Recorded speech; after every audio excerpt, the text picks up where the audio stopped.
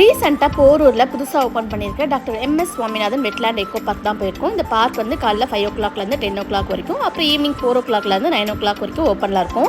இப்போ தான் வந்து இது பப்ளிக் வந்து ஓப்பன் பண்ணி விட்டுருக்காங்க. இன்னும் ஃபுல் ஃப்ளெஜ்டாக வேலையெல்லாம் முடியாததுனால அங்கங்கே 1-2 வாட்ச்மேன் மட்டும் இருக்காங்க. கேமராலாம் எல்லா இடத்துலையும் ஃபிக்ஸ் பண்ணியிருக்காங்க. அதெல்லாம் ஒர்க் ஆகுதான்னு தெரியல. கார்லாம் வந்ததுன்னா அந்த வாட்ச்மேன் வந்து ஒரு பேப்பரில் தான் நோட் பண்ணி வைக்கிறாரு. இன்னும் பெருசாக அந்த சிஸ்டம்லாம் கொண்டு வரலன்னு நினைக்கிறேன். நாங்கள் 4:30க்கு போனதுனால இடம் வந்து ரொம்பவே ஃப்ரீயாக இருந்தது. கார் பார்க்கிங்க்கு ரொம்பவே தாராளமாக இடம் விட்டுருந்தாங்க. ஆனால் இன்னும் எல்லோரும் வர ஆரம்பிச்சிட்டாங்கன்னா இந்த இடம்லாம் கார் பார்க்கிங் பத்துமான்னு தெரியல. ஆனால் சூப்பராக கார் பார்க்கிங் இடம் விட்டுருந்தாங்க. ராமச்சந்திரா ஹாஸ்பிட்டல்லேருந்து வரத்துக்கும் நமக்கு ஒரு வழி வச்சுருந்தாங்க. உள்ளே போனதுமே ரொம்பவே சூப்பராக நல்லா க்ரீனிஷாக இருந்தது. நல்லா மெயின்டைன் பண்ணிகிட்டு இருக்காங்க. வாக்கிங்லாம் போகிறவங்களுக்கு இந்த பார்க் வந்து ரொம்பவே சூட்டபுளாக இருக்கும். ஏன்னா ரொம்ப தூரத்துக்கு லாங் டிஸ்டன்ஸ் போகிற அளவுக்கு அங்கே வந்து பாதெல்லாம் போட்டு வச்சுருந்தாங்க. அதனால் வாக்கிங் போகிறவங்க காலையில் ஈவினிங் எல்லாம் நல்லா ஜாலியாக வாக்கிங் போகலாம். சூப்பராக இருக்கும். அங்கங்கே வந்து போர்டு வச்சுருந்தாங்க இந்த வெட்லேண்ட் எக்கோ பார்க்கை பற்றி. அதுக்கப்புறம் நிறைய பிளான்ஸ் பற்றியும் வச்சுருந்தாங்க. என்ட்ரன்ஸ் ஃபீஸ் வாங்குறதுக்காக டிக்கெட் கவுண்டர்லாம் வச்சுருக்காங்க. ஆனால் அதெல்லாம் இன்னும் ஓப்பன் பண்ணல. எவ்வளோ டிக்கெட் ரேட் வாங்குவாங்கன்னு இன்னும் ஃபிக்ஸ் பண்ணலான்னு நினைக்கிறேன். ஃபுல் ஃப்ளெஜ்டாக வேலையெல்லாம் முடிஞ்சவொடனே இதெல்லாம் ஓப்பன் பண்ணிடுவாங்க போல இருக்குது. நாங்கள் போன நேரம் 4:30ன்றனால கிரவுண்ட் கொஞ்சம் காலியாக இருந்தது. அதனால் நித்திலாலாம் ஜாலியாக விளையாடினா. அங்கே ஒரு குட்டியாக மவுண்டைன் மாதிரி வச்சுருந்தாங்க. அது மேலே ஏறி விளையாடிட்டு இருந்தா. பசங்களுக்கு 1-2 கேம்ஸ் மாதிரி வச்சுருந்தாங்க. அதெல்லாம் வந்து ஜாலியாக இருந்தது.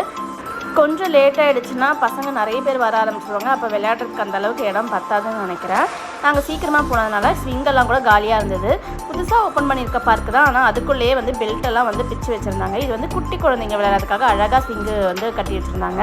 அதில் சாய்க்க ரொம்ப ஜாலியாக விளையாடினா. அதுலேருந்து இறங்குறதுக்கே அவனுக்கு மனசு வரல. நம்ம இறக்கி விட்டாலும் அழுதுகிட்டே இருந்தான், கத்திக்கிட்டே இருந்தான் அதில் உட்காரணும்னு சொல்லிட்டு. அவன் பிறந்ததுலேருந்தே ஸ்விங்கில் உட்காராதனால இதுதான் ஃபஸ்ட்டு டைம் அவர் வந்து ஸ்விங்கில் உட்காந்து ஆடிட்டு இருந்தார். அதனால் அவனுக்கு ரொம்பவே ஜாலியாக இருந்தது. நல்லா எதமாக தூங்குறாப்பில் அவன் பண்ணிகிட்டு இருந்தான். பேட்ரி காரும் வச்சுருந்தாங்க. அது வந்து வயசானவங்களுக்குலாம் போகிறதுக்கு ரொம்பவே யூஸ்ஃபுல்லாக இருக்கும்னு நினைக்கிறேன். அதுக்கப்புறம் லேக் வியூ பாயிண்ட்டுக்கு போயிட்டோம். லேக் வியூ பாயிண்ட்டுக்கு போகிற பாதையும் வந்து சூப்பராக இருந்தது. நம்ம சின்ன குழந்தைங்களெல்லாம் கூட்டிகிட்டு போகிறோன்னா ப்ராமில் வச்சுட்டு தள்ளிட்டே போகலாம். அந்தளவுக்கு பாதை க்ளீனாக நீட்டாக இருந்தது. ஈவினிங் டைமில் இதை பார்க்குறதுக்கே ரொம்பவே சூப்பராக இருந்தது. இன்னும் லைட்டெல்லாம் அங்கங்கே செட் பண்ணி வச்சுருந்தாங்க. அந்த லைட்டெல்லாம் போட்டாங்கன்னா இருட்டில் வந்து இதை பார்க்குறதுக்கு ரொம்பவே அழகாக இருக்கும்னு நினைக்கிறேன். சாய்க்கவனுக்கும் நித்திலாவுக்கும் இது வந்து ரொம்பவே புது எக்ஸ்பீரியன்ஸாக இருந்தது. ஏன்னா வந்து அவங்க அந்தளவுக்கு பீச்சுக்கும் போனது கிடையாது, லேக் வியூ அந்த மாதிரிலாம் எங்கேயுமே போனது கிடையாது. இந்த தடவை தான் நான் இங்கே கூட்டிகிட்டு வந்திருக்கேன். போகிற வழியில் எல்லாமே பிளான்ஸ் பற்றிலாம் நிறைய வச்சுருந்தாங்க. ஸ்கூல் ஸ்டூடெண்ட்ஸ்லாம் வந்து அந்த போர்டை வந்து படிச்சுக்கிட்டே போனாங்க. இதெல்லாம் ரொம்ப யூஸ்ஃபுல்லாகவே வச்சுருந்தாங்க. லேக் வியூ பாயிண்ட்டு சூப்பராக இருந்தது. அதில் நிற்கும் போது வந்து நம்ம போட்டில் போகிற மாதிரியே ஃபீல் ஆச்சு. அந்த லேக்கில் வர வேவ்ஸ்லாம் வந்து என்னவோ நம்மளை போட்டு இழுத்துட்டு போகிற மாதிரியே இருந்தது. ஜாலியாக இருந்தது பார்க்குறதுக்கு. நாங்கள் ஈவினிங் டைம் போனதுனால அந்த சூரியன் மறையின நேரம் அந்த ஷேடோலாம் அந்த தண்ணியில் பட்டு ரொம்பவே சூப்பராக இருந்தது.